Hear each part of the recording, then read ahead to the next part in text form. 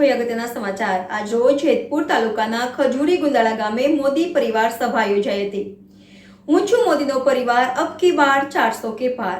Reporter Ashok Ratadiya, NN news Jetpur. દર્શક મિત્રો, તમારી આસપાસ બની રહેલી અવનવી ઘટનાઓ વિશે જાણવા માટે NN ન્યૂઝને લાઇક કરો, શેર કરો, સબસ્ક્રાઇબ કરો અને બેલ આઇકન પ્રેસ કરો, જેથી આપને નોટિફિકેશન્સ મળતી રહે।